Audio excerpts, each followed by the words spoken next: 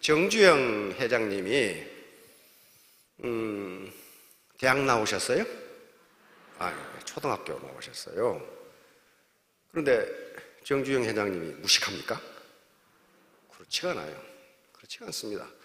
학력하고 달라요. 다시 말하면 학교를 이렇게 대학까지 나온다고 해서 그 사람이 신사숙녀가 되는 것도 아니고, 학교를 안 다녔다고 해서 그 사람이 무식한 사람이다, 그런 건 아니에요.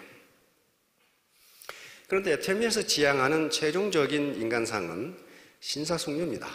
그 왜 그러냐면은 그렇게 해야 돈을 벌 수 있어요. 제가 이 인생을 좀 살았거든요. 살아보니까 비신사적인 행동을 하는 사람이 단기적으로는 잘 살아요. 남을 속이고 빼앗고 짓밟고 폭리를 취하고. 그런데 뒤끝이 안 좋아요. 비신사적인 행동을 하는 사람은요, 나중에 어디가 앉아 있냐 하면은 정부 무상급식소에 가서 앉아 있어요. 그리고 공짜로 밥 먹는 곳에서 앉아 있어요. 그러니까 신사숙녀가 된다는 것은 무슨 도덕적으로 옳으니까가 아니고, 그렇게 해야 잘 살아요. 결과적으로 잘 살더라고요. 그러면 누가 신사숙녀냐? 학력이 높거나 지식이 많거나 그런 분이 신사숙녀가 아니에요. 우리가 애터미에서 정의하는 신사숙녀는 건전한 상식을 가진 민주시민이에요. 그게 신사숙녀예요. 건전한 상식을 가진 민주시민. 그런데 지식은 있으나 상식이 없는 사람들이 있어요. 그런 사람들을 뭐라고 그러냐면 몰상식한 사람이라고 그러거든.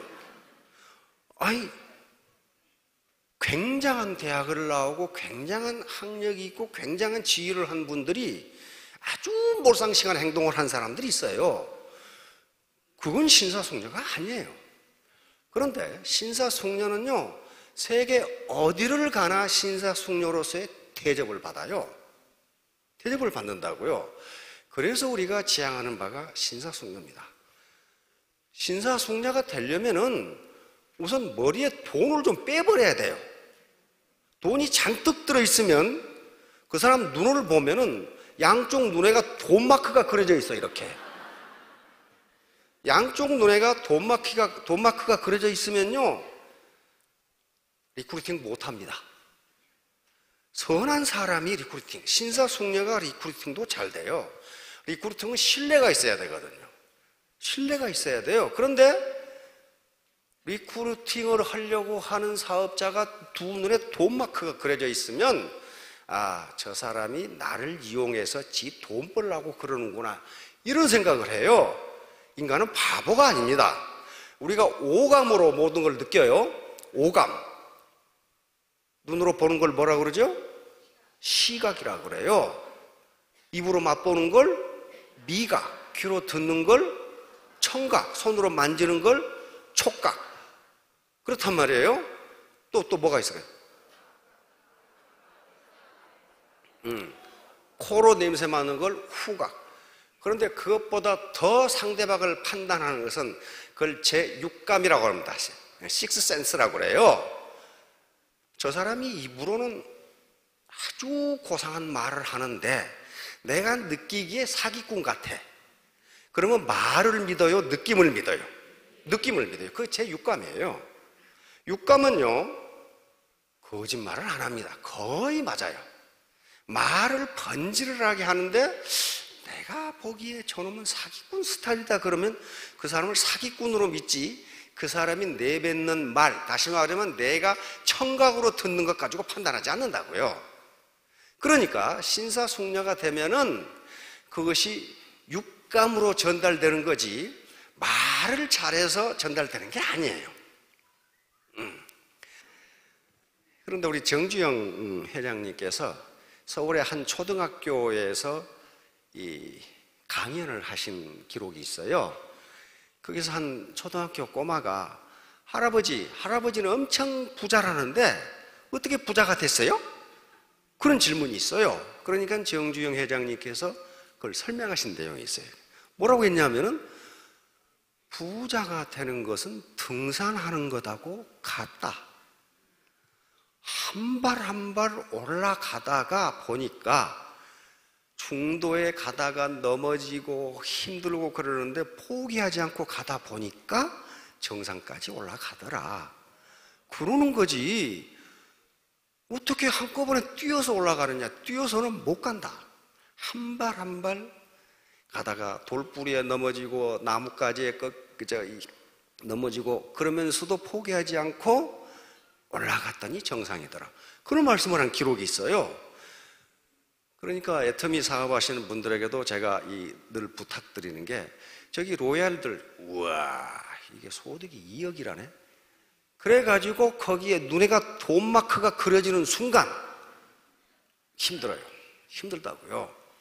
한 발 한 발 4년, 5년을 하면 그렇게 되는 거죠. 갑자기 그렇게 되는 게 아닙니다.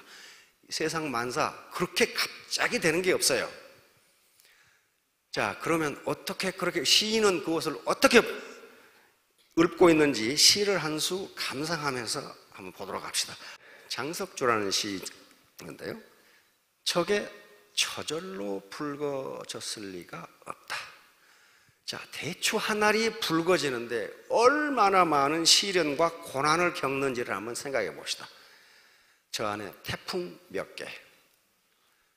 태풍 잘못 맞으면 대추나무가 뿌리채 뽑혀요. 그걸 견뎌낸 거예요, 이놈이. 빨갛게 익었다는 거. 그렇죠? 그 다음에 저 안에 천둥 몇 개. 온 천지를 집어 삼킬 것 같은 천둥. 여기 여자 사장님 중에 집에 가면 남편이 천둥 같은 소리를 하는 분 있죠? 어디 갔다 와! 그래가지고 그걸 이겨내야 된다는 거예요. 저 안에 번개 몇 개가 들어서, 번개는 수억 볼트죠? 수억 볼트의 번개를 피해간 거예요. 대추나무 벼락 맞으면 어떻게 됩니까? 죽어버려요. 옛날에 도장을 쓰던 시절에는 벼락 맞은 대추나무로 도장을 파면 부자가 된다고 그걸로 다 도장을 팠어요. 근데 제가 생각하기에 대추나무가 벼락 맞을 확률은 100만 분의 1도 안 돼. 근데 도장집마다 벼락 맞은 대추나무가 다 있어. 어떻게 그 대추나무가 벼락을 그렇게 많이 맞았는지. 벼락 맞으면 대추나무가 죽어버려요. 저도 한번 본 적이 있는데 완전히 타버렸더라고. 수억 볼트가 지나니까. 그러니까 그것을 견뎌내고 붙게 익은 거예요. 근데 대추는 한방에서는 감초 다음으로 많이 써요. 해독을 시켜주고 그 다음에 달콤하죠. 또 한방이 아니더라도 대추차는 굉장히 고급이에요. 그러니까 이런 고난을 이겨내고 자기 몸을 송두리째 주어서 달콤하게 된 거예요. 그러면 요거만 했느냐? 저게 저 혼자 둥그러질 리는 없다. 저 안에 무설이 내리는 몇 밤. 정말 추운 밤을 견뎠어요. 그리고 저 안에 땡볕 두어 달, 그 다음에 저 안에 초승달 몇 날이 들어서서 둥글게 만든 것이겠다. 다시 말하면 이렇게 어려운 시련과 고난을 겪으면서도 모나게 안 생겼다, 그런 말이에요. 모나게 안 생겼어. 우리는 잘못하면 시련과 고난을 겪으면 전부 모나. 머리가 도끼가 가득 들어가지고 내가 속는가 봐라. 네 말해라. 내가 속는가 봐라. 그러고 있어요. 근데 대추는 이런 고난을 겪으면서도 시인이 보기에는 모나지 않고 둥글게 생겼어요. 그래서 이 시인은 대추야, 너는 세상과 통하였구나. 세상도 이렇게 된다면 이런 시련과 고난을 겪고 이런 무서림에 내리는 밤 땡볕 쪼이는 이 대낮을 견뎌내면서도 붓고 둥글게 익었어요. 그러니까 애터미 사업자 지금 한 200만이 넘었어요. 그래서 사업을 하시는 분은 1%도 안 돼요. 나머지 99%는 소비자 집단입니다. 그러면 소비자들이 손해보느냐? 절대로 그런 게 아니에요. 왜? 좋은 제품을 싸게 쓰니까. 소비자 손해 아니에요. 그러니까 소비자 집단이 튼튼하게 쌓여진 위에서 사업자분들이 사업을 해서 성공을 하시는 건데요. 그게 쉬운 게 아니란 말이에요. 그래서 이제 각자 무치. 요 각자는 무슨 각자입니까? 뿔각자예요. 뿔이 있는 놈은 이빨이 없다. 다시 말하면 황소처럼, 들소처럼 강한 뿔을 가지고 있는 녀석은 날카로운 이빨이 없어요. 호랑이나 사자처럼 날카로운 이빨을 가진 녀석은 뿔이 없어. 뿔이 없어요. 그 다음에 꽃이 아름다운 장미나 코스모스는 그 열매가 보잘것이 없어. 꽃이 형편없는 호박이나 수박은 열매가 보잘것이 있어. 그 얘기를 이 양반이 써놓은 거예요, 책에다가. 진달래 얼마나 아름다워. 그러나 열매가 보잘것이 없어요. 장미 얼마나 아름다워요. 그러나 열매가 보잘것이 없어. 호박은 꽃은 사실 호박꽃도 괜찮아요. 그렇지만은 열매가 튼실해. 그러면 여기 이일로 선생의 고려예요. 파한집이라는 책에 그게 딱 들어있어요. 이게 무슨 말이냐 하면은 하늘은 인간에게 또는 어떤 개체에게 모든 강점을 다 주지 않는다예요. 다 주지 않는다. 그래서 애터미 사업에서 강조하는 게 재심 합력이에요. 한 인간이 모든 강점을 다 가질 수가 없어요. 요건 고려시대에 학자가 한 얘기인데 실제로 미국에서는 이런 실험을 많이 합니다. 한 인간이 도대체 어떤 강점을 가지고 있는가. 그래서 이제 지능이라는 문제가 나오기 시작합니다. 이건 1905년에 프랑스에서 시몽이라는, 비네와 또 시몽이라는 두 의사이자 심리학자들이 만들어낸 겁니다. 근데 이 사람들은 이걸 만들고 싶어 만든 게 아니고 그 당시 프랑스가 이제 계몽주의가 지나면서 모든 국민들에게 똑같은 교육을 시키는 시기가 옵니다. 그 전에는 귀족들만 교육을 받았지 평민들이 교육을 받을 수가 없었어요. 우리 조선시대로 양반만 교육을 받았죠? 보통 사람들은 교육을 못 받았어요. 그런데 근대에 들어오면서 국민 모두에게 교육을 시키는 기회가 프랑스에서 옵니다. 그러다 보니까 우리 같으면 교육부죠. 프랑스 교육부에서 어떤 문제가 발생했냐 하면은 이 아이들 모두를 한 클래스에 집어넣고 교육을 하다 보니까 학습 지진화가 나타났어. 공부를 못 따라가. 그래서 프랑스 교육부에서는 인도주의적 차원에서 시몽이란 그리고 비네라는 학자에게 의뢰를 합니다. 요 학습을 못 따라가는 애들을 어떻게 하면 학습을 따라가게 할 수 있을까? 요 방법을 한번 생각해 봐라. 요걸 그러니까 IQ라는 개념이 나온 것은 매우 인도적인 측면에서 나온 거예요. 사람을 서열화시키기 위해서 나온 게 아니에요. 공부를 못 따라가는 얘들을 저희들 방과 후에 어떻게 교육을 시켜서 프랑스 국민이라면 다 똑같이 교육을 받을 수 있을까? 그래서 비네가 학습 능력을 측정하는 도구를 만든 게 IQ라는 개념이에요. 그러니까 매우 인도적인 측면에서 이걸 만들었는데 IQ라는 개념이 나오면서 이제 아이들을 등급화시키는, 서열화시키는 문제가 발생하기 시작합니다. 그런데 IQ라는 개념이 나오니까 우생학이라는 것이 나오기 시작합니다.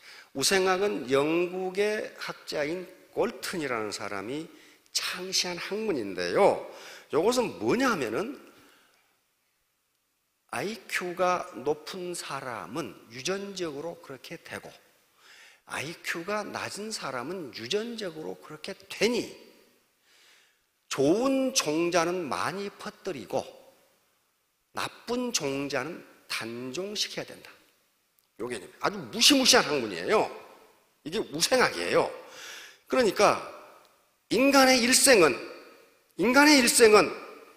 어려서 IQ를 테스트해 보면 이 녀석이 어떻게 살아갈 것인가 하는 것을 평생을 예측할 수 있으므로 IQ가 낮은 놈은 조기에 도태시켜야 된다. 요 개념이에요.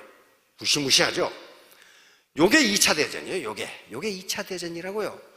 요게 아리안족이 세계 어느 종족보다 우수하다. 그래서 히틀러가 그 짓 한 거예요. 열등한 종족은 모두 멸종을 시켜야 된다 해서 600만 원을 썼어요. 이 우생학이 이렇게 무서워요. 그래서 꼴트는 자기 생각이 맞다는 걸 증명하기 위해서 황소 실험을 합니다. 이 사람 이거 사진같이 찍어놨더라고. 황소 실험이 뭐냐면요, 황소 전문가에게 저 황소는 몇 킬로그램이나 되겠소? 이게 묻고, 황소하고는 아무 관계가 없는 무지랭이한테 저거 몇 킬로그램이 되겠나 물었어요. 누가 더 잘하겠어요? 황소 전문가가 더 가까이 맞춰. 그런데 이번에는 황소 전문가하고 황소하고는 아무 관계도 없는 무지랭이 동네 사람들을 모아놓고 저 황소 몇 킬로그램이나 되느냐 이렇게 물었더니 동네 사람들이 말한 게, 동네 사람 여럿이 모여서 그 평균을 내보니까 황소 무게하고 정확하게 같아. 이게 집단지성이에요. 혼자서는 할 수 없는데 집단이 모이면 거기서 나오는 지성을 컬렉티브 인텔리전스, 집단지성이라고 그렇게 이야기합니다. 그러니까 애터미가 성공할 수 있는 길은 개별지성이 아니에요. 집단지성입니다. 집단지성. 집단지성이에요. 컬렉티브 인텔리전스. 여기 지금 캐나다에서 오신 분들이 몇 분 계세요. 컬렉티브 인텔리전스. 그러니까 내 혼자 IQ로 되는 게 아니고 여러 사람의 의견을 모으면은 거기서 나오는 지성을 집단지성이라고 해요. 자, 그래서 여기 이제 요분이 터먼 스탠퍼드 대학의 이 심리학 교수인 루이스 터먼 교수인데, 이 터먼 교수는 비네가 만든 IQ 테스트를 현재 우리가 쓰는 IQ 테스트로 바꾸는 게 이 사람이에요. 그러니까 현재 우리가 쓰는 IQ 테스트 용지는요, 이 터먼 교수가 만든 겁니다. 이 스탠퍼드 대학의 심리학 교수였는데, 이분이 우생학자였어요. 이분도 심리학자이기 때문에 어렸을 때 IQ만 알면은 이 녀석의 일생이 어떻게 될지를 예측할 수 있다. 매우 심플하죠. 매우 심플. 그래서 이 양반은 자기의 이론이 맞다는 걸 증명하기 위해서 연구를 시작합니다. 스탠퍼드 대학 굉장히 좋은 대학이에요. 루이스 터먼은 굉장히 훌륭한 학자입니다. 지금 우리가 쓰는 IQ 테스트를 만들어낸 사람이에요. 거기다가 세계적인 학자였어요. 그런데 이 사람이 우생학적 견해를 가지고 있었어요.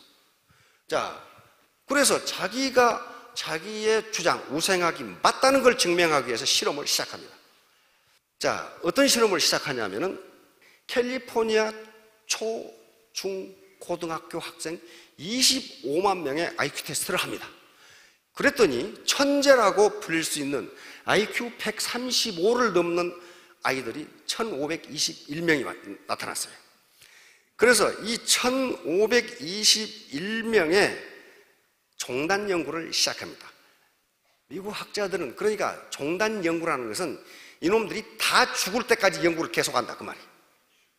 그래서 1521명의 파일을 전부 만들었어. 전부 만들어. 요놈이 성격은 어떻고, 뭘 좋아하고, 잠을 언제 자고, 무슨 노래를 좋아하고 다 만들어. 거기에 모든 기록을 다 집어넣어. 그러면 나중에 후세 학자들이 그걸 보고 또 연구를 시작해요. 그러니까 무려 몇 년을 했냐면 1921년부터 1990년 말까지 했으니까 70년을 연구를 한 거예요. 그러면 이 당시 얼굴을 보다시피 터먼 교수는 늙었으니까 늙어 죽어버렸을 거 아니에요. 교수 3대에 걸쳐 연구를 시작합니다. 그러니까 자기가 은퇴하고 이걸 물려받은 교수가 계속 연구를 하는 거예요. 계속 추적해요. 그래서 이 양반이 세운 가정이 뭐냐 하면은 이 아이들은 각계의 최고 엘리트가 되어 성공적인 인생과 영웅적인 지위를 누릴 것이다. 즉 인간의 일생은 IQ 하나만으로도 예측이 가능하다. 이게 가정입니다. 하이파티시스야. 가설이에요. 그러면 이 가설이 맞으려면 이 1521명의 천재들이 그렇게 살아줘야 돼. 그렇죠? 루이스 터먼 교수의 가설이 하나도 맞지 않아. 다시 말하면 이 사람들이 엑설런트하게 산 게 아니고 IQ하고는, 천재하고는 전혀 관계없는 일들을 많이 해. 그러니까 완전히 가정이 빗나가 버린 거예요. 그러면서 이제 미국 학자들 사이, 그러면 인생의 삶을 결정하는, 성공을 결정하는 요인이 뭐냐 이거예요. IQ다 아니다. 그래서 나온 게 이제 EQ예요. 감성지수. Emotional Quotient라고 해요. Emotional Intelligence. 그런데 IQ라고 하는 것은 인간의 능력을 하나의 숫자로 나타낸 겁니다. 그런데 점점 학자들이 연구를 해보니까 인간의 능력은 하나의 숫자로 나타낼 수 없다 이렇게 되는 거예요. 그런데 IQ가 가장 정확하게 맞는 것이 있어요. 그것이 학습지능입니다. 학교에서의 성적은 IQ하고 정비례해요. 정비례. 그러니까 학습지능은 학교에서 시키는 공부를 잘한다는 것이지 이 녀석이 사회에 나와서 대인관계가 좋다고는 아무 관계도 없어요. 그렇게 되는 거예요. 그래서 하워드 교수가 조사 연구를 해보니 이게 지금 9개인데요. 자, 언어지능. 말만 꺼냈다 하면은 단어 하나만 주면 1시간이고 2시간이고. 이것도 지능입니다. 말 잘하는. 그리고 말을 빨리 배워. 외국어도 빨리 배우고 듣는 단어는 또 잘 안 잊어버려. 이런 사람이 있어요. 이것은 연구를 해보니까 뇌의 특정 부위가 언어를 관장한답니다. 그래서 그 부위가 발달한 사람은 마이크만 주면 1시간이고 2시간이 계속 얘기. 이것도 지능이에요. 자, 두 번째는 논리수학지능. 이건 분명히 아인슈타인 같은 사람입니다. 매우 논리적이고 수학을 굉장히 잘하는 사람이 있어요. 그 다음에 공간지능. 공간지능은 어떤 미술을 한다든가 디자인을 한다든가 조각을 한다든가 또는 기계를 다룬다든가 걸 굉장히 잘하는 사람이 있습니다. 저는 미술을 그리려고 하면 암만 잘 그려도 우리 손녀딸보다 더 못 그려. 왜냐하면 구도를 알아야 되는데 그걸 잘 모르겠어. 어떤 사람은요, 길을 한 번 가면 길을 알아. 근데 어떤 사람은 금방 가놓고 또 잊어버려, 그 길을. 그게 공간지능입니다. 그것도 뇌의 특정 부위하고 관계가 있어요. 그 다음에 뭡니까? 신체 운동지능. 운동을 굉장히 잘하는 사람이 있는가 하면 무용을 잘한다든가 이것도 신체 운동지능입니다. 그리고 우리가 도자기 만드는 데 가보면은 물레를 돌리면서 기가 막히게 도자기를 만드는 사람이 있어요. 이게 신체 운동지능이에요. 아무나 그렇게 되는 게 아니라고요, 이게. 아인슈타인 보고 그거 만들어 보세요. 안 된다고요, 그거. 그 다음에 음악지능. 음악지능은, 이건 천재적인 음악지능은 보통 3살 때 나타납니다. 이런 사람들이 있어요. 그 다음에 대인관계지능. 이건 마당발이야, 마당발. 다른 사람하고 금방 친해져. 금방 친해져. 그리고 대인관계지능이 발달한 사람은 한적한 시골보다는 시끌벅적한 도시를 좋아한다. 그렇게 돼 있어요. 그리고 혼자 있는 것보다는 군중 속에서 같이 어울리기를 좋아한다. 이게 애터미 사업하고는 딱 맞는데 안 그런 사람도 있다. 그 말이에요. 이게 대인관계지능이에요. 이게 글 쓰는 사람이라든가 소설가들은 혼자 있기를 좋아해요. 그렇죠? 자, 그 다음에 그게 이제 뭐냐면 자기 성찰지능이에요. 자기를 돌아보는데 천재야. 자기 감정을 묘사하고 이런데 천재적인 사람이 있어요. 자기가 누구인지를 알아. 이게 자기 성찰지능. 자연 친화지능은 자연에 관심이 많은 사람이 있어. UFO가 나타났다더라. 그러면 저 같은 거 아무 관심도 없는데 헐떡해가지고 뭐 UFO. 그런데 관심이 많은 사람. 자연현상, 우주 전체에 대해서 아니 다른 천체에 생명체가 있다는데 그게 지금 저하고 무슨 관계가 있냐고. 그런데 관심이 많아. 이걸 자연 친화지능이라고 합니다. 실존지능, 영성지능이라고 하는데 거대한 질문을 하면서 심사숙고하는 사람들이 있어. 거대한 질문. 어떤 질문이냐 하면 나는 왜 태어났을까? 뭐 이런 거. 도대체 우리는 어디서 와서 어디로 가는 걸까? 동물도 지능이 있을까? 뭐 이런 거. 보통 사람이 듣기는 서프라츠도 없는 질문을 해. 나는 누구인가? 그러면서 요게 그것도 그러니까 지능이라는 거예요. 아무나 그렇게 되는 게 아니라는 거예요. 뇌의 특정 부위가 발전하면 그 지능이 발전한다는 거예요. 자, 그러면 이걸 제가 소개하는 이유가 하워드 가드너 교수가 연구를 해보니까 모든 인간은 이 9개의 지능 중에 1개 내지 3개의 강점이 있답니다. 다 잘하는 게 아니에요. 그런데 단지 그 강점을 모르고 사는 경우가 많다는 거예요. 왜? 집에서 애들 키우고 남편 뒷바라지 하느라고 내 강점이 뭔지를 잊어버리고 살아. 그런데 모든 인간은 1개 내지 3개의 강점 지능을 가지고 있다. 그렇기 때문에 한 인간이 삶을 살아가면서 직면하는 모든 문제를 해결할 수 없다는 거예요. 해결할 수 없어요. 어떤 사람은 수학은 잘하는데 대인관계가 엉망인 사람이 있고, 대인관계는 좋은데 지 분수를 모르는 놈이 있고, 그러니까 이게 각자 발달한 지능이 다르기 때문에 요 사람들이 모여서 재심 합력을 하면 여기서 슈퍼 시너지가 나온다는 거예요. 자, 그러면 애터미에서 성공하려면 요걸 해야 돼. 3H. 이게 바로 머리 공부와 마음 공부입니다. 머리 공부는 무슨 수학 풀하는 게 아니에요. 머리 공부와 마음 공부는 패러다임을 바꾸라는 거예요. 세상을 보는 눈을 바꿔요. 다단계, 우리 사회에서 굉장히 부정적인 인식을 가지고 있습니다. 그러나 그것을 그렇게 보는 사람을 나쁘다고 할 수가 없어요. 왜? 모르니까 그래요. 그래서 이 자리에 모시고 오셔서 도대체 애텀이라는 것이 무엇인가 하는 것을 알려드리면 되는 거예요. 그렇게 하면은 이 패러다임이 바뀔 수가 있어요.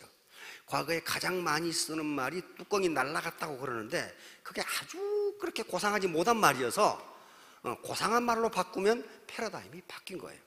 패러다임이 바뀐다는 것은 내 사고 구조가 바뀌었다는 거예요. 내 사고 구조, 또 어떤 현상을 보는 눈이 바뀌었다는 거예요. 현상이 바뀐 게 아니에요. 현상을 보는 눈이 바뀐 거예요. 애텀이라는 현상은 존재하는데 이것을 보는 눈이 바뀐 걸 패러다임 시프트라고 합니다. 패러다임 시프트. 패러다임이 옮겨갔다 그 말이죠. 패러다임이 옮겨갔다. 패러다임 시프트. 이게 패러다임의 전환이라고 합니다. 이게 이루어지면 태풍도 견뎌낼 수 있고 번개도 견뎌낼 수 있고 천둥 소리에 놀라지 않고 무서리 내리는 밤도 견딜 수 있고 그리고 그 싸늘한 초승달만 있는 날도 견딜 수가 있어요. 패러다임이 바뀌지 않으면 못 견뎌요. 바뀔 수가 없어요. 바뀔 수가 없어. 그래서 3H면 말이죠. 먼저 가장 중요한 게 헤드예요. 헤드, 머리. 그런데 여기서 우리가 머리 공부는 무슨 고도의 3차, 5차 방정식을 풀라는 게 아니에요. 패러다임 시프트가 가장 중요해요. 패러다임 시프트가. 그리고 두 번째는 마음이에요. 이건 나와 그대의 관계입니다.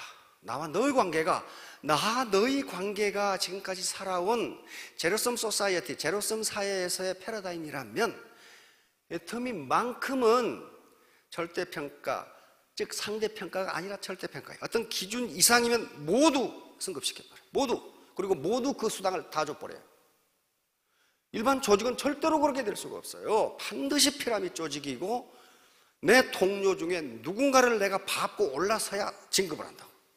그러니까 거기서는 남의 불행이 내 행복이 돼요. 그러나 애터미 조직에서는 남의 불행이 내 불행이 된다고. 남의 행복, 다시 말하면 그 사람이 열심히 사업을 해서 회사의 세일즈 볼륨이 늘어나면 내 수당이 늘어나는 거라고. 그러니까 남의 행복이 내 행복이 되는 것이지 결코 불행이 되지는 않아요. 이것이 마음 공부예요. 하트라면 하트, 웜 하트예요. 이건 쿨 헤드. 머리는 냉철해야 돼. 누가 좋다니까 하고 나쁘다니까 안 하고 그것은 냉철하지 못한 거예요. 쿨 헤드. 냉철한 이성이에요. 누가 최종 판단을 해야 되느냐? 내가 해야 돼, 내가. 누가 안 해줘요. 스폰서가 허락해서 하면은 나중에 원망해. 돈 안 되는데. 왜? 의타심이 생겨가지고 그래. 마지막으로 몸 공부는 여기까지 오신 것 자체가 몸 공부예요. 자, 그런데 그게 밑에 있는 겁니다. 경물, 치지, 성의, 정심, 수신, 재가, 치국, 평천하예요. 자, 수신은 내 몸을 닦는 거예요. 내 인격을 도와야 하는 거라고. 내가 신사숙녀가 되는 게 수신이에요. 내가 신사숙녀가 되는 게 수신이라고요, 이게. 닦을 숫자 몸신자니까. 내가 신사숙녀가 된 다음에 어떻게 하라는 거예요? 치국하라는 거예요. 치국. 응? 치국. 그러니까 국내 시장을 내가 평정하고 싶은데 내가 신사숙녀가 안 되면 안 된다는 거예요. 이게 옛날 우리 조상들의 생각이었어요. 너부터 신사숙녀가 되고 치국하려고 나서라는 거예요. 그런 다음에 치국을 한 다음에 어떻게 하라고요? 평천하를 하라고 그래요. 그럼 평천하. 평천하를 하라겠어. 평천하. 그러니까 국내 시장을 탄탄하게 다지고 그리고 해외로 글로벌로 뻗어나가는 거예요. 글로벌로. 국내 시장도 힘을 떡한 사람이 해외로 나간다. 가끔 그런 사람이 있어요. 박사님, 저 칠레 파트너가 하나 있어요. 칠레를 지가 어떻게 가려고 거기 여기서 지금 칠레를. 어떤 사람은 뭐죠? 카자흐스탄에 아니 이웃집 아줌마도 있는데 왜 카자흐스탄까지 가냐고 그것을. 어떤 사람은 또 우간다에 있다는 사람이 있어요. 우간다. 야, 난 우간다가 어디가 있는지도 모르는데 어떻게 그 파트너를 우간다에서 찾아가지고 말이지. 그 관리 못해요. 우선 가까운 국내부터, 치국부터 하라는 거예요. 치국부터. 그래 놓고 자기가 나가기 싫어도 누군가가 이렇게 베트남, 태국, 라오스 이쪽으로 연결돼요. 인도네시아로. 자, 그러니까 요 수신이 중심이에요. 수신. 우리 선조들이 정말 잘 만들었어요. 수신이 중심이야. 수신이. 그러면 그 앞에 수신하기 위해서는 어떻게 해야 되느냐 하는 걸 또 해놨어. 성의, 정심이.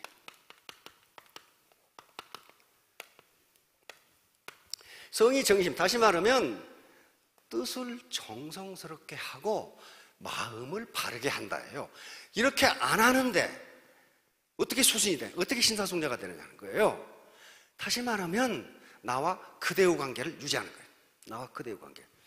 내가 저 파트너를 이용해서 저놈만 들어오면 내가 좌우가 맞걸랑? 그러면 수당이 얼마가 나온다. 이렇게 계산하고 있으면 가나봐라. 너나 해라. 너나. 왜? 육감으로 전달이 돼. 저 사람이 나를 이용해서 지금 앵벌이로 이용하려고 하는구만. 내가 가나봐라. 그런단 말이에요. 그러니까 수신이 신사숙녀가 되기 위해서는 뜻을 정성스럽게, 성이지요. 그리고 정심, 바를 정자 마음 심자니까 마음을 바르게 먹어라. 근데 그 이전에 먼저 할 것이 있어. 먼저 뭐 해야 되냐면 경물치지를 하라고 했어요. 경물치지. 경물치지. 경물은 어떤 현상을 올바로 판단하는 거예요. 그러니까 애터미라는 것을, 애터미의 원칙을 올바로 판단하라 하는 게 경물이에요. 올바로 판단하라. 아무렇게나 네 멋대로 판단하지 말고, 그리고 어떻게 해야 치지. 그리고 지혜를 얻어라. 지혜를 얻어라. 올바로 판단하지 않고 배팅을 해서 한 건 해야지. 이건 올바로 판단한 게 아니에요. 나와 그것의 관계가 아니라 나와 그대의 관계를 설정해. 그러니까 자, 이제 결론 맺도록 하겠습니다. 경물치지. 애터미가 어떤 기업인지 어떤 일을 하는지를 올바로 판단해야 됩니다. 정확하게 똑바로 판단하고 거기서 지식과 지혜를 얻고. 이건 무슨 공부예요? 머리 공부예요. 머리 공부예요. 두뇌 공부. 두뇌 공부. 그리고 어떻게 하라? 성의, 정심. 뜻을 정성스럽게 가지고 내가 파트너를 성공시켜야지. 정심, 마음을 바르게 하고 거짓말을 안 해. 거짓말을 안 해. 그렇게 되면 뭐가 된다? 수신, 신사숙녀가 된다 그 말이야. 신사숙녀가 된 다음, 여기서부터는 몸 공부예요. 신사숙녀가 되면 그 다음에 국내 시장을 평정하라 하는 거예요. 치국. 그런 다음에 해외로 나가라. 글로벌이 되라. 이웃집 아줌마도 아직 얘기를 안 했는데 우간다에서 데려오지 마라 하는 거예요. 우간다에서. 자, 이런 식으로 스폰서와 파트너, 회사와 사업자, 그리고 내 라인과 형제 라인이 나와 그대의 관계, 그대와 나의 관계가 되면 애터미는 앞으로 100년은 성장할 겁니다. 자, 모두 성공하시기 바랍니다. 감사합니다.